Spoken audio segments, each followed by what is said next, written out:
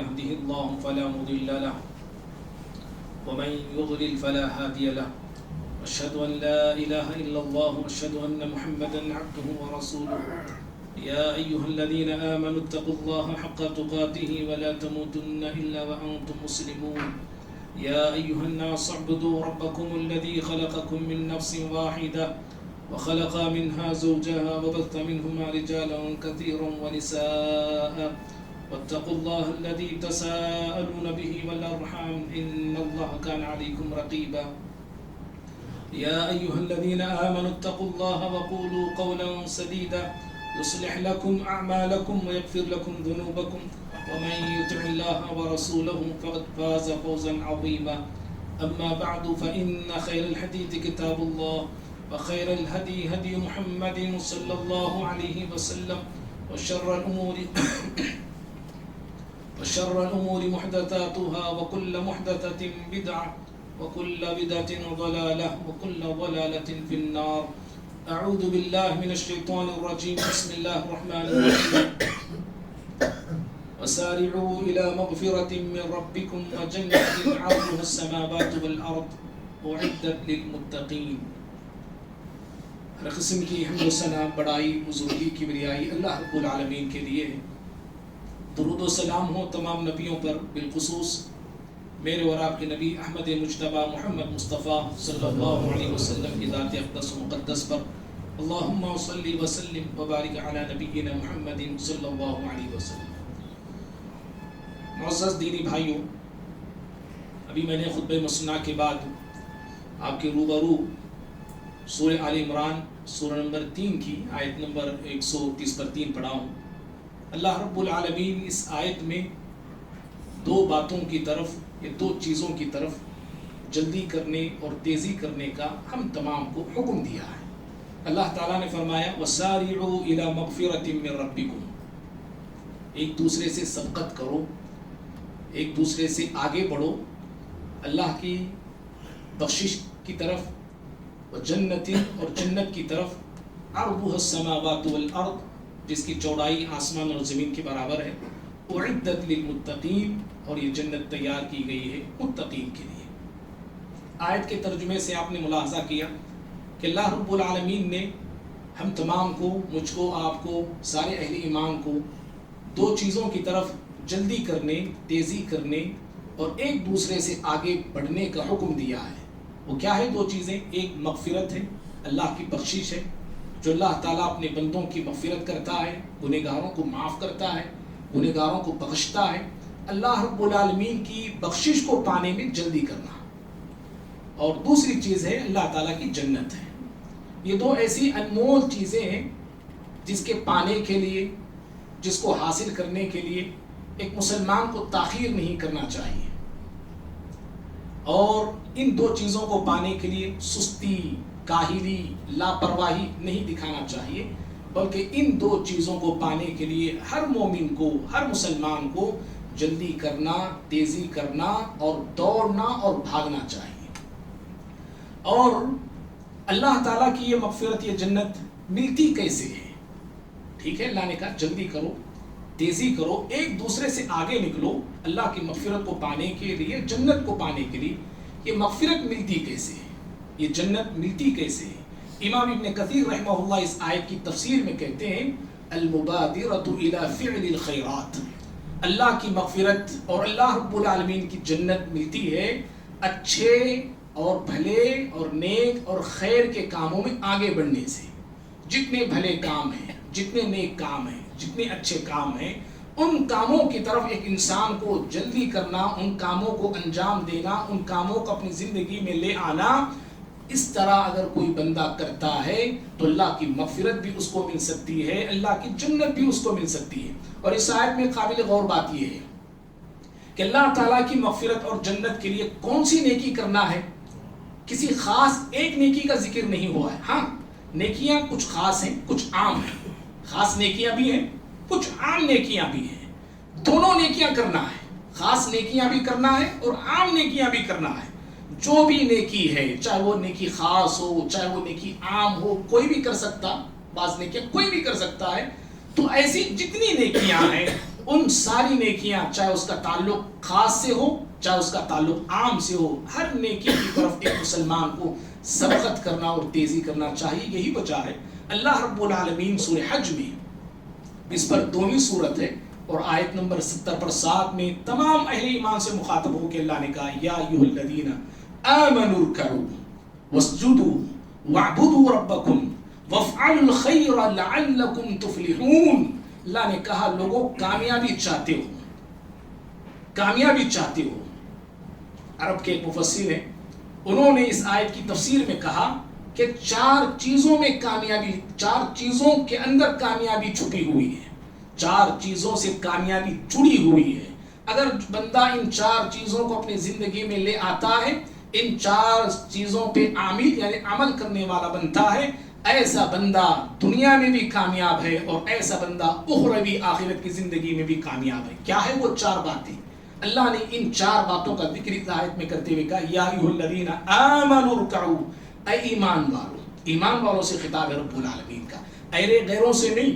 جنہوں نے رب العالمین کی ذات پہ ایمان لایا ہے، جو لوگ اللہ رب العالمین کو اپنا خالق مانتے ہیں، رازق مانتے ہیں، مالک مانتے ہیں، مدبر کائنات مانتے ہیں، معبود حقیقی مانتے ہیں، اللہ تعالیٰ ایسے مومنوں سے مخاطب ہو کے کہا کہ اے وہ لوگوں جو مومن ہو، مومن ہونے کا دعویٰ کرتے ہو، ایمان لانے کا دعویٰ کرتے ہو، ارکعوا، اللہ کے لیے سجدہ کرنے والے بن جاؤ، اللہ کے لیے رکوع کرنے والے بن جاؤ. واسجدوا، اللہ کے لیے سجدہ کرو. واعبدوا ربکم، اور عبادت کرنا ہو تو اپنے رب ہی کی عبادت کرنا ہے. حالانکہ رکوع بھی عبادت ہے، سجدہ بھی عبادت ہے، عبادت میں رکوع بھی شامل ہے، عبادت میں سجدہ بھی شامل ہے، لیکن رکوع کا ایک خاص مقام ہے، سجدے کا ایک خاص مقام ہے. رکوع کی ایک الگ پہچان ہے، سجدے کی ایک الگ پہچان ہے. اللہ نے ان دونوں کو الگ سے بیان کیا ہے. رکوع اگر دنیا میں کرنا ہے تو صرف اللہ کے لیے کرنا ہے، تعظیماً جھکنا ہے تو اللہ کے لیے جھکنا ہے، احتراماً جھکنا ہے تو اللہ کے سامنے جھکنا ہے، اور اپنی جبین کو، اپنی پیشانی کو کسی کے سامنے ٹکانا ہے، کسی کے سامنے جھکانا ہے، وہ صرف اللہ رب العالمین کی ذات ہے. کسی اور کے سامنے ہماری جبین، ہماری پیشانی نہ جھکے گی، نہ جھک سکتی ہے، نہ جھکانا چاہیے. کہا اپنے رب کی عبادت کرو، اور پھر اس کے بعد کہا وَافْعَلُوا الْخَيْرَ، یہ 4تھی بات ہے. کہا کہ خیر کے کام کرو، بھلے کام کرو، نیکی کے کام کرو، اچھے کام کرو، لعلکم تفلحون. رکوع کرنے، سجدہ کرنے، اللہ تعالیٰ کی عبادت کرنے اور اچھے کام کرنے سے بندے کو کیا انعام ملتا ہے، کیا بدلہ ملتا ہے؟ کہا لعلکم تفلحون، کامیابی تمہارا مقدر ہوگی، تم کامیاب بنو گے اور کامیاب ہونے والوں میں سے تمہارا شمار ہوگا. تو دیکھیں آپ، کامیابی کے لیے اللہ رب العالمین نے جہاں اور ساری عبادتوں کا ذکر کیا، ان میں سے ایک حکم دیا کہ اچھے کام کرنا چاہیے، بھلے کام کرنا چاہیے. اچھے کام بہت سارے ہیں، بھلے کام بے شمار ہیں، نیکی کے کام ان گنت ہے. جتنی نیکیاں میں اور آپ اپنی طاقت بھر کر سکتے ہیں، جتنی ہماری استطاعت ہے، جتنی اللہ نے ہم کو توفیق دیا ہے، وہ اچھے کام ہر مسلمان کو کرنا چاہیے. جہاں بھی اچھا کام ہم کر سکتے ہیں، نظر آتا ہے تو کر لینا چاہیے. بہت سارے ہیں. توبہ کرنا ایک اچھا کام ہے، نیکی کا کام ہے، توبہ کرنے میں جلدی کرنا چاہیے. بھائیوں اسی طرح سے معاف کرنا، یہ بہت بڑی صفت ہے. یہ سمجھ رہے ہیں؟ دوسروں کی غلطیوں کو معاف کرنا، معاف کرنے میں جلدی کرنا چاہیے. غصے کو پینا، غصے کو پینے کی صفت اللہ کو بہت پسند ہے اور یہ نیکی کا کام ہے. یہ سمجھ رہے ہیں آپ؟ جو آیت میں نے پڑھا نا سورہ آل عمران کی آیت نمبر 130 پر 3 خطبے میں سنا کے بعد، آیت نمبر 130 پر 4 میں اللہ نے کچھ نیکیوں کا ذکر کیا ہے. انہی میں سے ایک نیکی یہ بھی ہے، معاف کرنا، غصے کو پینا اور اللہ کے راستے میں خرچ کرنا. یہ اللہ تعالیٰ کو بڑی پسندیدہ نیکیاں ہیں. ان نیکیوں کے کرنے میں جلدی کرنا چاہیے. کھلانے میں جلدی، پلانے میں جلدی، دوسروں کی مدد کرنے میں جلدی، دوسروں پہ احسان کرنے میں جلدی، دوسروں کا سہارا بننے میں جلدی. بھائیو جتنے نیکیاں میں اور آپ اپنی طاقت بھر کر سکتے ہیں کرتے رہنا چاہیے. اور اسی طرح سے جو لوگ، جو بندے نیکیوں میں سبقت کرتے ہیں نا، نیکی کا کام دیکھتے ہیں لپک جاتے ہیں، نیکی کے کام کی طرف دوڑتے ہیں، نیکی کے کام کے لیے بھاگتے ہیں. اللہ رب العالمین ایسے بندوں کو اتنا پسند کرتا ہے کہ ایسے بندے مقرب ترین ہوتے ہیں. کس کے مقرب ترین؟ رب العالمین کی قربت ایسے بندوں کو ملتی ہے، رب العالمین کی چاہت ایسے بندوں کو ملتی ہے، رب العالمین کی جنت ملتی ہے ایسے بندوں کو. اللہ نے کہا سورہ واقعہ میں 50 پر 6ویں سورت ہے، آیت نمبر 10، 11، 12 میں، والسابقون السابقون اولئک المقربون فی جنات النعیم. اللہ تعالیٰ نے فرمایا جو لوگ سبقت کرنے والے ہیں، پہل کرنے والے ہیں، وہی پہل کرنے والے ہیں، وہی سبقت کرنے والے ہیں. کیا مطلب ہے؟ جو لوگ دنیا میں ایمان لانے میں، نیک اعمال کرنے میں، اچھے کام کرنے میں جو جلدی کرتے ہیں، سبقت کرتے ہیں، آخرت کے روز جنت میں داخل ہونے میں بھی یہ سبقت کرنے والوں میں سے ہوں گے. جنت میں یا آخرت میں اونچے مقام اور مرتبہ پانے والوں میں سے یہ لوگ ہوں گے. اللہ نے کہا کہ ایسے لوگ جو سبقت کرتے ہیں نیکیوں میں، آگے بڑھتے ہیں نیکیوں میں، اولئک المقربون، یہی لوگ اللہ کی قرب کو پانے والے ہیں، نزدیکی انہیں حاصل ہوگی. فی جنات النعیم، نعمت کے باغوں میں ہوں گے ایسے لوگ. اللہ اکبر. تو اللہ رب العالمین کی قربت، اللہ رب العالمین کی جنت کن لوگوں کو ملتی ہے؟ جو نیکیوں میں سبقت کرتے ہیں. اور امام ابن کثیر رحمہ اللہ اس آیت کی تفسیر میں فرماتے ہیں کہ جو لوگ سبقت کرتے ہیں دنیا کے کاموں میں، فی ہذہ الدنیا، دنیا میں سبقت کرتے ہیں، وسبق الی الخیر، اور خیر کے کاموں میں سبقت کرتے ہیں. یعنی امام ابن کثیر رحمہ اللہ فرماتے ہیں کہ سبقت کرنا ہے، جلدی تو کرنا، تیزی کرنا دنیا کے معاملے میں بھی اور خیر کے کاموں میں بھی، خیر کے کاموں میں، بھلے کاموں میں، دونوں میں. ایسا نہیں کہ میں اور آپ خیر کے کاموں میں تو آگے بڑھ رہے ہیں، دنیاوی امور میں کوئی آگے نہیں بڑھ رہے، دنیاوی کاموں میں کوئی دلچسپی نہیں لیتے. نہیں، دونوں میں خیر، دونوں میں آگے بڑھنا ہے. اس کا مطلب یہ بھی نہیں کہ صرف دنیا میں آگے بڑھتے جائیے آپ، آخرت کو بھول جائیں، آخرت کو فراموش کریں. نہیں، دنیاوی کاموں میں جہاں ہم آگے بڑھتے ہیں وہیں پہ خیر کے اچھے کاموں میں، بھلے کاموں میں جو بندہ آگے بڑھتا ہے، امام ابن کثیر کہتے ہیں کہ ایسا انسان آخرت کے دن عزت پانے والوں میں سے ہوگا اور آخرت کے دن اونچا مقام پانے والوں میں سے ہوگا. معزز بھائیو، انبیاء کرام علیہ الصلوۃ والسلام کے بارے میں ہم جانتے ہیں. انبیاء کرام علیہ الصلوۃ والسلام ایک ایسا طبقہ ہے، اللہ رب العالمین ان کی دعاؤں کو سنتا تھا، اللہ ان کی پریشانیوں کو دور کرتا تھا. اللہ رب العالمین ان کی زندگی کی مصیبتوں کو، تکلیفوں کو، ان کی زندگی کی تنہائیوں کو، ان کی زندگی میں آنے والی بیماریوں کو، مشکل حالات کو، کٹھن حالات کو اللہ دور کرتا تھا. جب بھی وہ دعا کرتے اللہ سن لیتا تھا. دشمنوں سے اللہ انہیں بچا لیتا تھا. دشمنوں کے سامنے کبھی اللہ انہیں رسوا نہیں کیا، کبھی ان کو نیچا نہیں کیا رب العالمین. یہ حضرت نوح علیہ السلام ہیں، حضرت ایوب علیہ السلام ہیں، حضرت یونس علیہ السلام ہیں، زکریا علیہ السلام ہیں. سورہ انبیاء میں اللہ نے ان کا ذکر کیا ہے کہ نوح علیہ السلام نے دعا کیا، اللہ نے ان کو دعا کو سن لیا. حضرت ایوب علیہ السلام بیماری میں کراتے ہوئے دعا کرتے ہیں، اللہ نے شفا انہیں عطا فرمایا. یونس علیہ السلام ایک ایسے مقام میں بند تھے، قید تھے، جہاں سے نکل کے آنا مشکل نہیں، ناممکن تھا. اللہ نے ان کو اس قید سے، اس جیل سے آزادی عطا فرمائی. مچھلی کے پیٹ سے اللہ نے انہیں نکالا. زکریا علیہ السلام تنہا تھے، لا ولد تھے، اولاد نہیں تھی، اولاد کے لیے آپ پریشان تھے. اللہ رب العالمین نے انہیں صاحب اولاد بنایا. ایسی کون سی خوبی تھی نبیوں کی؟ اللہ رب العالمین نے ان کی زندگی کی بڑی بڑی پریشانیوں کو دور کیا.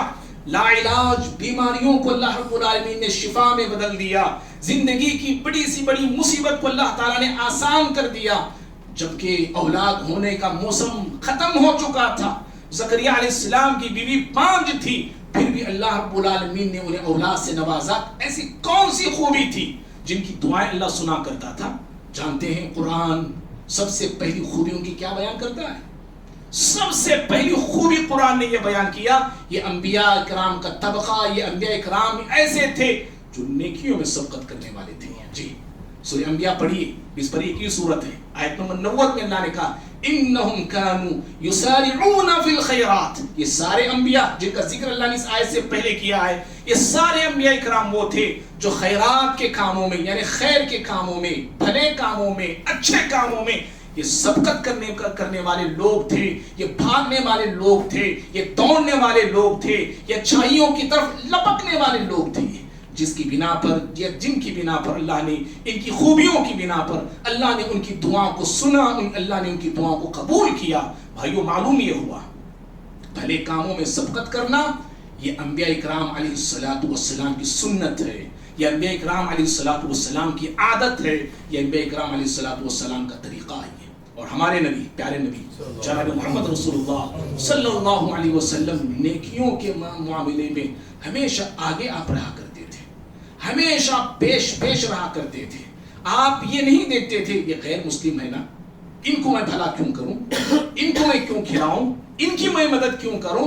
جہاں بھی نیکی کا معاملہ آتا، جہاں بھی خیر کا معاملہ آتا، جہاں بھی انسانیت کے ساتھ نرمی کا معاملہ آتا، انسانیت کو نفع دینے کا معاملہ آتا، پیارے نبی صلی اللہ علیہ وسلم ہمیشہ آپ آگے رہتے تھے۔ چاہے آپ کی مکی زندگی آپ پڑھیے، چاہے مدنی زندگی آپ پڑھیے، صرف ایک واقعی اشارہ میں صرف دے رہا ہوں، پیارے نبی صلی اللہ علیہ وسلم مکے میں ہیں، ابھی آپ مکے میں ہیں، نبوت سے پہلے کا واقعہ ہے، ابھی آپ نبی بنائے نہیں گئے، نبوت سے پہلے کا واقعہ۔ مکے میں ایک ایسی انجمن قائم ہوتی ہے جس کو حلف الفضول کہا گیا ہے، جس کا مقصد یہ تھا مظلوموں کی مدد کرنا، مظلوموں کو انصاف دلانا، حق والے کا حق دلانا۔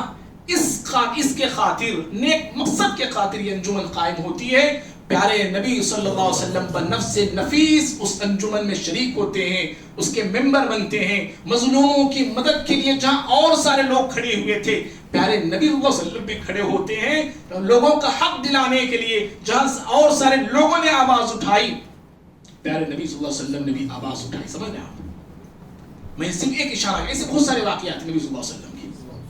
تو ہمارے نبی صلی اللہ علیہ وسلم بھی نیکیوں میں سبقت کرنے والے تھے۔ اور بھائیوں، ہم سب جانتے ہیں اور مانتے ہیں انبیاء اکرام علیہ السلام کی بات اس امت میں، انسانیت میں، انبیاء اکرام علیہ السلام کے بعد سب سے اونچا مقام اور مرتبہ رکھنے والی شخصیت ابو بکر صدیق رضی اللہ عنہ کی شخصیت ہے۔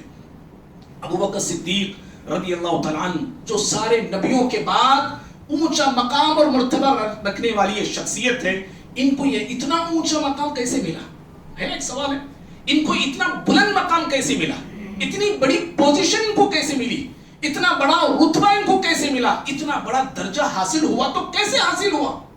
کیا علم کی بنا پہ؟ جی، کیا نالج کی بنا پہ، یا ان کے بڑے خاندان کی بنا پہ، یا پیارے نبی صلی اللہ علیہ وسلم کے دوست ہیں اس کی بنا پہ؟ کیوں ملا؟ کیسے ملا؟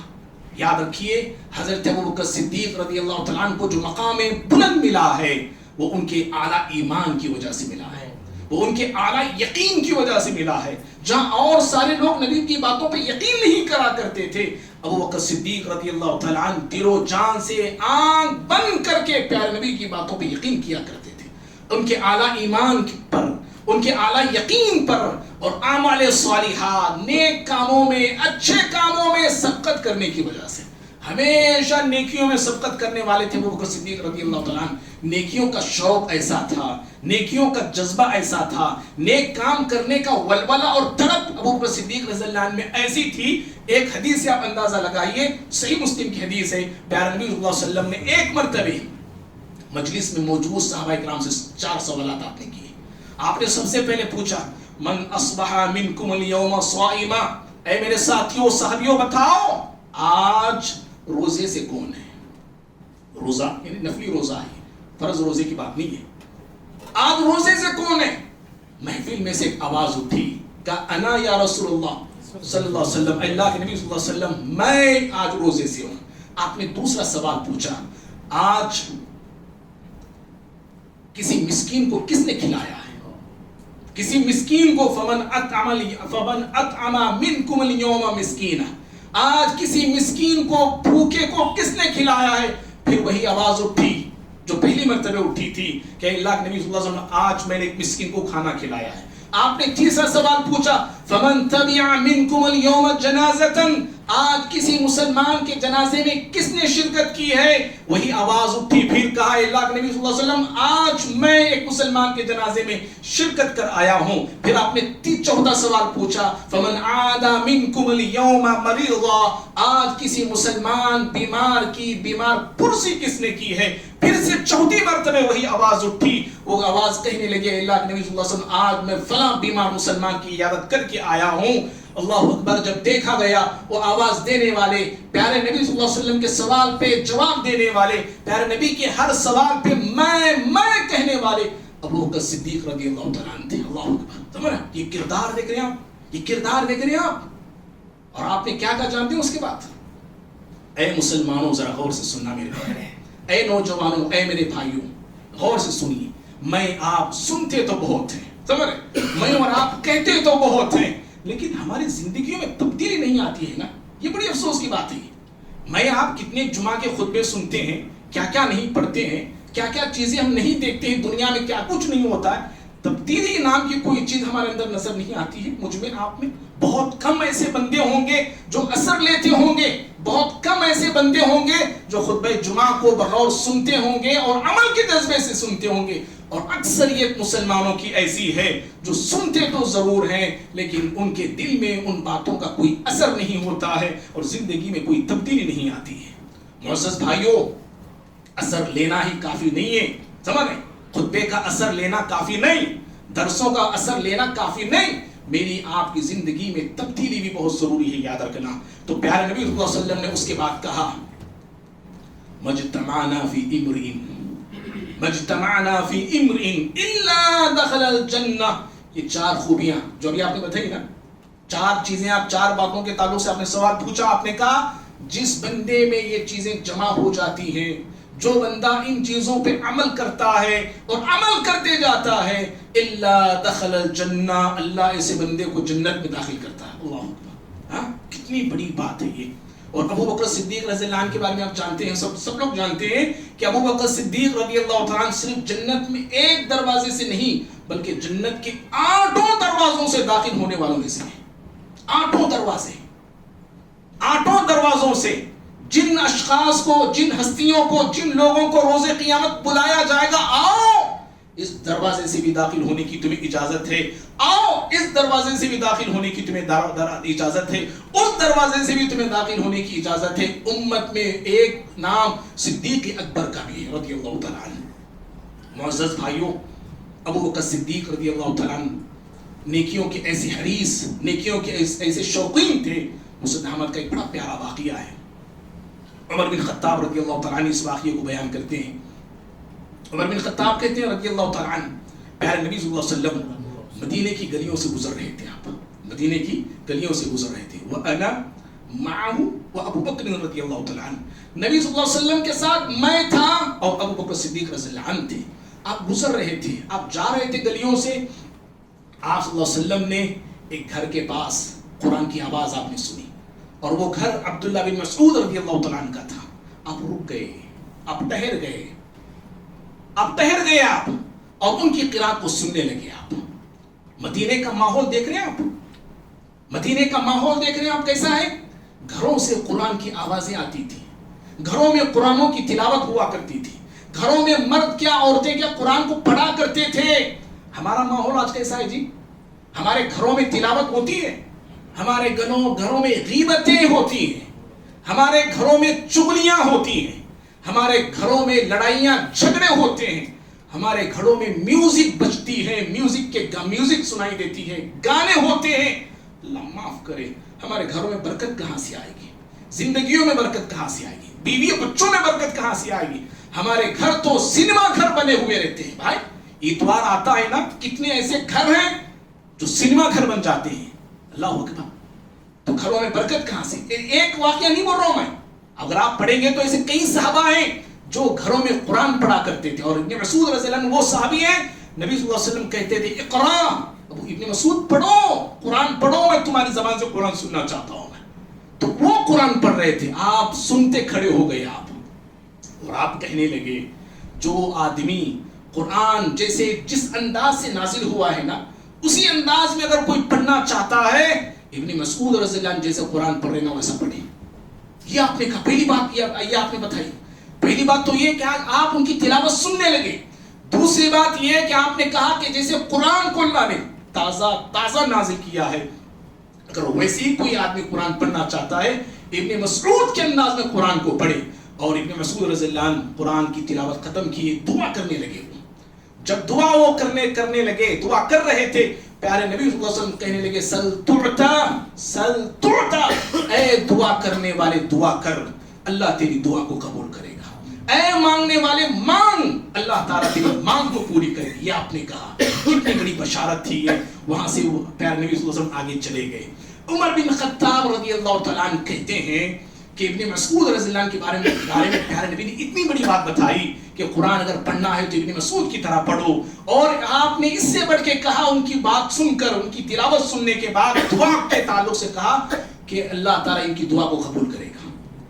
اور حضرت عبداللہ بن مسعود رضی اللہ عنہ کو یہ معلوم نہیں کہ پیارے نبی کھڑے ہو کے سن رہے ہیں، میرے قرات سن رہے ہیں، میرے تعلق سے ایسے آپ نے کہا، آپ کو معلوم نہیں تھا. عمر بن خطاب رضی اللہ عنہ کہتے ہیں کہ دوسرے دن میں وہ خوشخبری سنانے کے لیے ابن مسعود کے گھر گیا. خوشخبری ہے نا، سنانے کے لیے ان کے مکان پہنچا. میں ضربت الباب، میں نے دروازہ مارا. میں نے ابن مسعود باہر آئے اور کہا کہ عمر رضی اللہ تعالیٰ عنہ، آپ اس وقت یہاں پہ میرے گھر، میرے مکان؟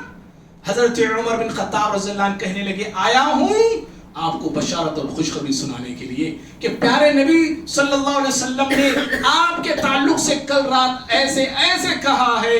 ابھی میں کہہ رہا تھا، بول رہا تھا. حضرت عبداللہ بن مسعود رضی اللہ تعالیٰ عنہ کہنے لگے قد سبقک ابو بکر رضی اللہ تعالیٰ عنہ، آپ سے پہلے ابو بکر رضی اللہ عنہ یہ خوشخبری مجھے سنا کے چلے گئے. اللہ اکبر، سمجھ رہے ہیں؟ سنا کے چلے گئے ہیں. عمر بن خطاب کی جملے اس کے بعد سنیے. انہوں نے کہا ان یفعل فانه سباق بالخیرات. ارے ابو بکر صدیق رضی اللہ عنہ اگر مجھ سے پہلے آ کے سنا کے گئے خوشخبری، اس میں تعجب کرنے کی کوئی بات نہیں. کیوں؟ اس لیے کہ عمر ابو بکر صدیق رضی اللہ عنہ یہ وہ انسان ہے جو خیر کے کاموں میں ہمیشہ آگے رہنے والے ہیں. پھر کہا کہ جب کبھی ہم خیر اور نیکی کے کاموں میں ابو بکر سے آگے بڑھنا چاہا لیکن ہم بڑھ نہیں سکے. سمجھ رہے ہیں بھائیوں؟ نیکی یہ ہوتی ہے جی، خوشیاں بکھیرو، خوشیاں دو لوگوں کو، خوشی کی بات پھیلاؤ، آسانی کی بات سنایا کرو. اور اللہ معاف کرے، اللہ معاف کرے، ہمارا معاشرہ ایسا ہے بجھتی آگ پر تیل چھڑکنے کا ہم کام کرتے ہیں. ہم اچھائیاں کم، بھائی معاف کرنا، سمجھ رہے، اچھائیاں کم، ہم لوگوں کی برائیاں زیادہ بیان کرتے ہیں. اور وہ بھی کیسے؟ پہلے ایک زمانہ تھا بولتے تھے کہ لکڑی کا کیا انگار کی کاڑی لگانا. آج انگار کی کاڑی نہیں، پیٹرول ہی ڈال دیتے ہم لوگ سیدھا. نہ رہے باج، نہ رہے بانس، نہ بجے بانسوری بول دینا. اس طرح ہم جو ہے برائیوں کے پھیلا. دیکھو ابو حضرت عمر بن خطاب اچھائی کو سنانے جا رہے ہیں، بھائی پیارے نبی تمہارے تعلق سے ایسے ایسے بول رہے ہیں. ہمارا معاشرہ کیسے، ہماری عورتیں کیسی، ہماری خواتین کون تبھی بولیں گے کسی عورت کے سامنے جی جی نو ایسے ایسے اللہ اللہ اللہ اللہ. پورے خاندان میں، پورے قبیلے میں، آمنے سامنے، جن کو اس واقعے سے اس عورت سے کوئی تعلق نہیں، سب کو پیرنے میں ہماری اماں، ہماری خالہ جو بہت آگے آگے رہتی ہے. اللہ معاف کرے. بھائیوں خیر کے کاموں میں یہ صرف میں ایک صحابی کی مثال دیا. اگر آپ دیکھیں گے نا سارے صحابہ ایسے ہی تھے جی. جتنی اللہ نے ان کو طاقت دیا تھا، ہر صحابی اپنی اپنی طاقت کے مطابق نیکیوں میں سبقت کرتے تھے. آپ نے وہ واقعہ سنا نہیں؟ بڑا مشہور واقعہ، سب سنے ہیں، سب کو معلوم ہے.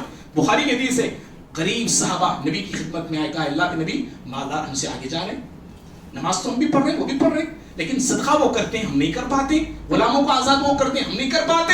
پیارے نبی شوق دیکھ رہے ہیں آپ صحابہ اکرام میں کہ مالدار صحابہ نیکیوں میں، اجر ثواب میں ہم سے آگے جا رہے ہیں، ہم پیچھے ہیں.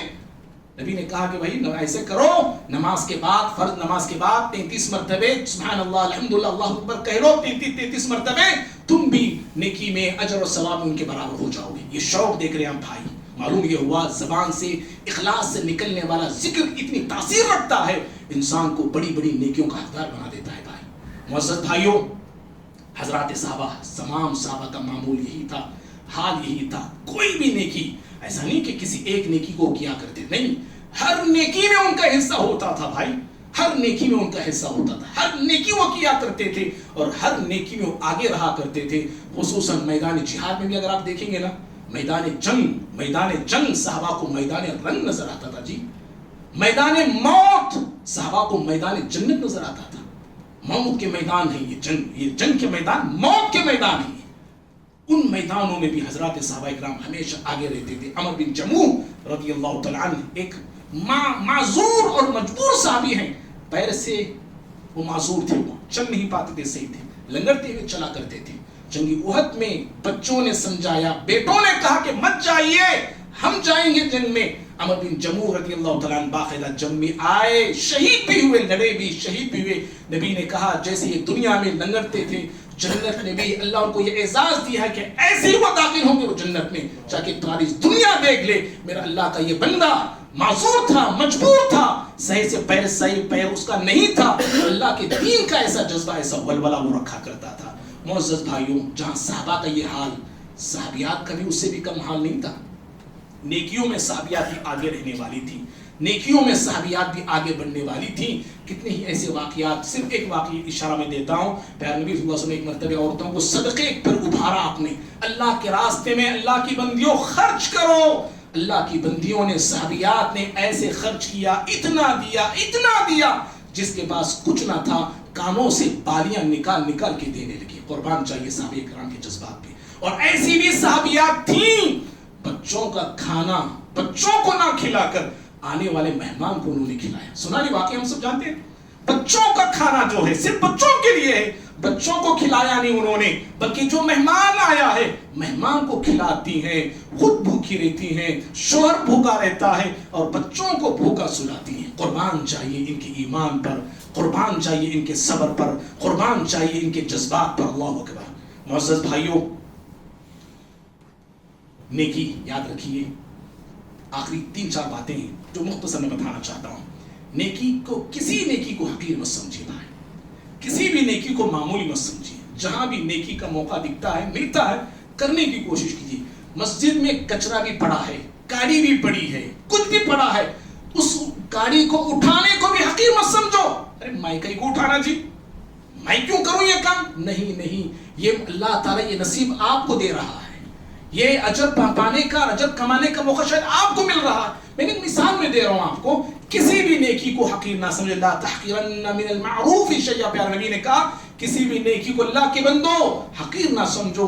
ولو ان تلقى اخاك بوجه طليق, اگر اپنے بھائی سے مسکراتے ملنے کی نیکی بھی کیوں نہ ہو, اس کو بھی حقیر نہ سمجھو. قربان جائیے پیارے نبی کی تعلیمات پہ. بھائیوں, مسکرا کے ملنے میں انسان کو کیا لگتا ہے, جائے بتائیے ذرا جی. صرف ہونٹوں پہ مسکراہٹ لانا, چہرے کو ذرا مسکان والا چہرہ بنانا, کیا جاتا ہے اس میں؟ پیسہ خرچ ہوتا ہے, کہیں اٹھ کے جانا پڑتا ہے, کچھ نہیں. اس نیکی کو بھی حقیر نہیں سمجھنا ہے. بتائیے بڑی بڑی نیکیوں کو ہم کیسے حقیر سمجھتے ہیں بھائی, کیسے ہم سمجھ سکتے ہیں؟ نہیں سمجھنا چاہیے. اور یاد رکھیے, نیکی جو نیکیاں ہیں نا, میری دنیا کو بھی سنوارتی ہیں, میری آخرت کو بھی سنوارتی. جی, میری دنیا بھی نیکیوں سے بنتی ہے, میری اخروی زندگی بھی نیکیوں سے بنتی ہے. نہ صرف میری آپ کی زندگی, اولادوں کی زندگیاں ہماری نیکیوں سے بنتی ہے. جی, اولادوں کی زندگیاں ہماری نیکیوں سے بنتی ہے.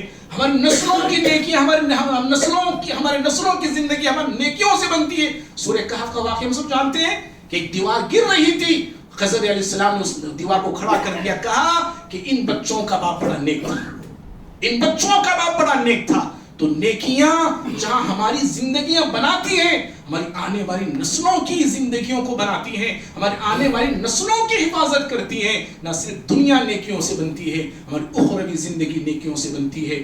آخرت میں کامیابی نیکیوں سے ملتی ہے, اور جہنم سے آزادی اور جہنم سے نجات اللہ رب العالمین اپنے فضل کے بعد اللہ نیکیوں سے دیا کرتا ہے. اور بھائیوں, آخری بات میرے ماہ رمضان آنے والا ہے. آج خطبہ جمعہ کا مقصد ہی یہی ہے کہ ہمارا ماہ رمضان یہ نیکیوں کو کمانے کا موقع ہے, یہ نیکیوں میں آگے بڑھنے کا موقع ہے, یہ نیکیوں میں سبقت کرنے کا جو مہینہ ہے, یہ مہینہ بہت جلد میری آپ کی زندگی میں آنے والا ہے. اسی لیے مجھے آپ کو جہاں تک ہو سکے, جتنا ہو سکے, نیکیوں میں سبقت کرنے والے اور نیکیوں میں آگے بڑھنے والے بننا چاہیے. دعا ہے رب العالمین سے, اللہ رب العالمین مجھے بھی, آپ کو بھی, ہم سبھی کو نیکی کے کاموں میں سبقت کرنے والے بنائے, نیکی کے کاموں میں آگے بڑھنے والے بنائے. اللہ رب العالمین اخلاص کے ساتھ, للہیت کے ساتھ مجھ کو آپ کو اچھے کام بھلے کام رب العالمین کی رضا کے لیے کرنے کی توفیق عطا فرمائے۔ اللہ رب العالمین ہم تمام کے کبیرہ صغیرہ ہر طرح کے گناہوں کو اللہ تعالیٰ دور اور پاک فرمائے۔ اللہ رب العالمین اللہ تعالیٰ ہم سب کو اللہ کی بخشش کو پانے والے بندوں میں اللہ شامل فرمائے۔